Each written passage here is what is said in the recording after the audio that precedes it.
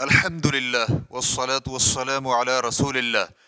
دیوبندی جماعت، سوال کیا گیا ہے کیا دیوبندی اہل سنت میں سے ہیں اور کیا وہ دائرہ اسلام میں ہیں؟ الجواب بعون اللہ سبحانہ و تعالی۔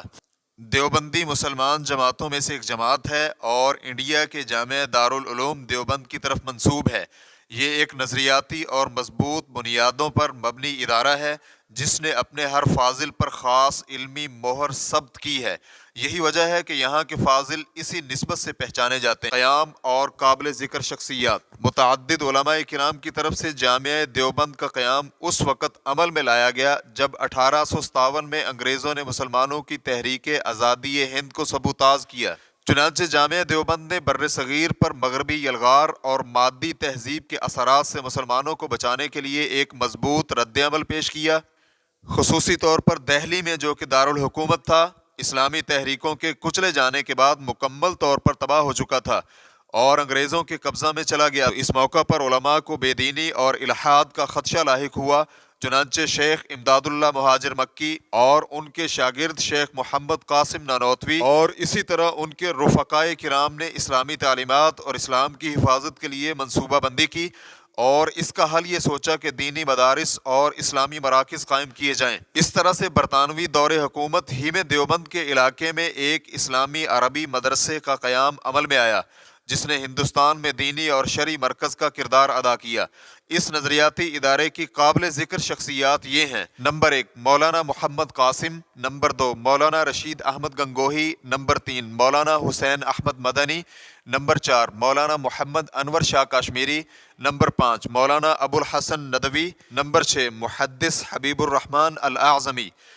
نظریات و عقائد، یہ لوگ اصول یعنی عقائد میں ابو منصور ماتریدی کے مذہب پر ہیں اور فقہی اور فروعی مسائل میں امام ابو حنیفہ رحمہ اللہ کے مذہب پر ہیں۔ سلوک اور اتباع میں صوفیت کے طرق نقشبندی، چشتی، قادری اور سہروردی پر چلتے ہیں۔ دیوبند کے نظریات اور اصول و ضوابط کو خلاصہ کے طور پر یوں بیان کیا جا سکتا ہے: اسلام کا پرچار اور مشنری و باطل مذاہب کا مقابلہ، اسلامی ثقافت کا پھیلاؤ اور انگریزی ثقافت کا قلع کما، عربی زبان کی ترویج کے لیے کوششیں کیونکہ عربی زبان کی موجودگی میں ہی اسلامی اور شرعی مصادر سے فائدہ اٹھایا جا سکتا ہے، قلب و عقل اور علم و روحانیت کو یکجا کرنا۔ ریفرنس کے لیے دیکھیے الموسوعۃ المیسرہ فی الادیان والمذاہب، جلد نمبر 1 صفحہ نمبر 308۔ دیوبندیت چونکہ ماتریدی مذہب پر قائم ہے اس لیے ماتریدی مذہب کے بارے میں معلومات فراہم کرنا بھی ضروری ہے۔ ماتریدیت ایک بدعتی فرقہ ہے جو کہ اہل کلام کی کوششوں کا نتیجہ ہے۔ اس کا نام ابو منصور ماتریدی کی نسبت سے ہے۔ آپ اسلامی عقائد اور دینی حقائق ثابت کرنے کے لیے معتزلی اور جہمیوں وغیرہ کے مقابلے کرتے اور عقلی و کلامی دلائل پر انحصار کرتے تھے۔ ماتریدیہ کے ہاں اصول دین یعنی عقائد کی مآخذ کے اعتبار سے دو قسمیں ہیں۔ نمبر 1 الہیات یعنی عقلیات، یہ وہ مسائل ہیں جن کو ثابت کرنے کے لیے عقل بنیادی مآخذ ہے اور نصوص شرعیہ عقل کے تابع ہیں۔ اس زمرے میں توحید کے تمام مسائل اور صفات الہیہ شامل ہیں۔ نمبر 2 شرعیات یعنی سمعیات، یہ وہ مسائل ہیں جن کے امکان کے بارے میں عقل کے ذریعے نفی یا اثبات میں قطعی فیصلہ کیا جا سکتا ہے لیکن اس کو ثابت یا رد کرنے کے لیے عقل کو کوئی چارہ نہیں، جیسے کہ نبوت، عذاب قبر، احوال آخرت۔ یاد رہے کہ کچھ ماتریدی نبوت کو بھی عقلیات میں شمار کرتے ہیں۔ مذکورہ بیان میں بالکل واضح طور پر منہج اہل سنت والجماعت کی مخالفت پائی جاتی ہے، اس لیے کہ اہل سنت کے ہاں قرآن و سنت اور اجماع صحابہ ہی مصادر اور مآخذ ہیں۔ اصول دین کو عقلیات اور سمعیات دو حصوں میں تقسیم کرنا ایک نئی بدعت کا اضافہ تھا۔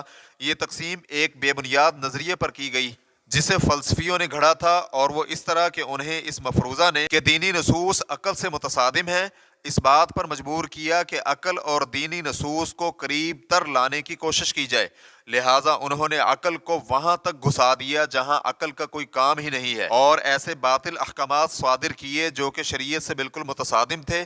پھر اسی تضاد اور تصادم کو انہوں نے تفویض اور تعویل کا جامہ پہنا دیا، حالانکہ اہل سنت والجماعت کے ہاں عقل سلیم اور صحیح ثابت شدہ نصوص میں کوئی تصادم ہے ہی نہیں۔ مزید تفصیلات کے لیے دیکھیے الموسوعۃ المیسرۃ فی الادیان والمذاہب المعاصرہ، جلد نمبر 1 صفحہ نمبر 99۔ اہل سنت کا ماتریدیہ کے بارے میں موقف۔ رسول اللہ صلی اللہ علیہ وآلہ وسلم سے ثابت ہے کہ یہ امت 73 فرقوں میں بٹ جائے گی اور ایک فرقے کے علاوہ سب کے سب فرقے جہنم میں جائیں گے۔ اور نبی علیہ الصلوۃ والسلام نے یہ بھی بتایا کہ کامیاب ہونے والا یہ فرقہ ہی اصل جماعت ہوگی، اور یہ جماعت اس منہج پر ہوگی جس پر آپ صلی اللہ علیہ وآلہ وسلم اور صحابہ اکرام تھے۔ یہ بات کسی سے ڈھکی چھپی نہیں کہ اہل سنت والجماعت کتاب و سنت پر علمی اور عملی ہر اعتبار سے ڈٹے ہوئے ہیں، اور یہی لوگ فرقہ ناجیہ میں شمار ہوں گے، کیونکہ انہی میں کامیابی کا وصف پایا جاتا ہے، اور وہ ہے رسول اللہ صلی اللہ علیہ وآلہ وسلم اور آپ کے صحابہ اکرام کے منہج کو علمی اور عملی ہر اعتبار سے اپنانا۔ چنانچہ کسی فرد یا جماعت کے فرقہ ناجیہ میں شامل ہونے کے لیے نام ہی کی نسبت کافی نہیں ہے، خواہ وہ عملی طور پر صحابہ اکرام اور تابعین اعظام کے منہج کی مخالفت کرتے ہوں، بلکہ علم و عمل، تصور و سلوک اور ہر طرح سے انہی کے منہج کو اپنانا انتہائی ضروری ہے۔ چنانچہ ماتریدی ایسا گروہ ہے جن کے نظریات میں حق و باطل اور سنت کی مخالفت سب کچھ ہے۔ یہ بات ظاہر ہے کہ فرقے حق سے قریب اور بعید ہونے میں یکساں نہیں ہوتے، اس لیے جو کوئی فرقہ سنت کے زیادہ قریب ہوگا وہی حق اور درست سمت میں ہوگا۔ اس بنا پر دیکھیں تو ان میں سے کچھ ایسے ہیں جنہوں نے بڑے بڑے مسائل میں اہل سنت کے مخالف موقف اپنایا، اور کچھ ایسے بھی ہیں جنہوں نے باریک جزوی مسائل میں مخالفت کی ہے، اور بعض وہ بھی ہیں جنہوں نے منہج حق سے اپنے سے زیادہ دور فرقے کا رد کیا ہے۔ تو ایسی شخصیات یقیناً باطل کی تردید اور حق گوئی پر قابل تعریف ہیں، لیکن باطل کا رد کرتے ہوئے انصاف کی حد تجاوز کرے، اس طور پر کہ بعض حق باتوں کا انکار اور بعض باطل باتوں کا اقرار کرے، تو یہ درست نہیں، بلکہ ایسے ہی ہے جیسے کوئی بڑی بدعت کو چھوٹی بدعت سے بدل دے یا کمزور باطل سے قوی باطل پر وار کرے۔ یہی حالت اہل سنت والجماعت کی طرف منسوب بہت سے اہل کلام کی ہے۔ ریفرنس کے لیے دیکھیے فتاوی شیخ الاسلام ابن تیمیہ جلد نمبر 1 صفحہ نمبر 348۔ اب یہاں ایک اہم مسئلہ باقی ہے، اور وہ یہ ہے کہ ماتریدی گروہ کے بارے میں ہماری کیا ذمہ داری ہے، یا دیوبندیوں کی طرح ان کے نظریات اپنانے والے لوگوں کے ساتھ ہمارا تعلق کیسا ہونا چاہیے؟ تو اس کا جواب ہر شخص کے بارے میں الگ ہوگا۔